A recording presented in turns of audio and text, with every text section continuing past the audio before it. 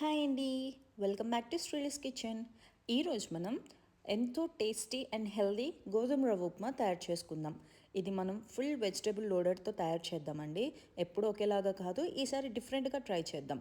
ముందుగా మనం ఒక ప్యాన్ పెట్టుకొని అది హీట్ అయిన తర్వాత దాంట్లో 1 టేబుల్ స్పూన్ ఆయిల్, అలాగే 1/2 టేబుల్ స్పూన్ బటర్ని యాడ్ చేసుకుందాం. బటర్ లేకపోతే స్కిప్ చేయొచ్చండి. ఇప్పుడు ఇందులోనే తాలింపు గింజలు, అలాగే కొన్ని జీడిపప్పు, కరివేపాకు యాడ్ చేసుకుందాం. ఇలా ఇవన్నీ ఫ్రై అయిన తర్వాత మనం ఇందులో సన్నగా కరిగి పెట్టుకున్న 1/2 ఉల్లిపాయ, అలాగే పచ్చిమిర్చి, 1/2 క్యారెట్ని యాడ్ చేసుకుందాం. ఇలా ఇవన్నీ ఫ్రై అయిన తర్వాత మనం ఇందులోనే బీన్స్, క్యాప్సికమ్, టొమాటోస్ని కూడా యాడ్ చేసుకుందాం.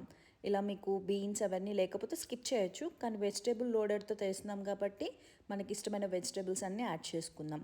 ఇప్పుడు ఇందులో వెజిటేబుల్స్ అన్నీ ఫ్రై అయిన తర్వాత 1 కప్కి 2 కప్స్ ఆఫ్ వాటర్ని యాడ్ చేసుకుంటున్నాను.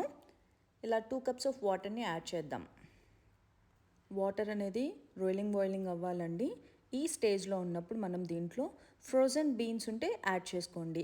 పచ్చి బఠానీలు అయితే స్టార్టింగ్లోనే యాడ్ చేసుకోవాలి. ఇలా ఇప్పుడు 1 కప్ ఆఫ్ గోధుమ రవ్వని యాడ్ చేసుకుంటున్నాం.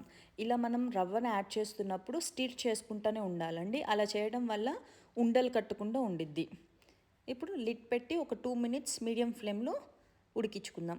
అంతే. లాస్ట్కి గార్నిషింగ్గా కొంచెం కొత్తిమీర యాడ్ చేసుకుందాం. ఎంతో టేస్టీ అయిన గోధుమ రవ్వ upma ready.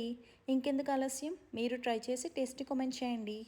Friends, please to like and subscribe my channel. Thank you for watching.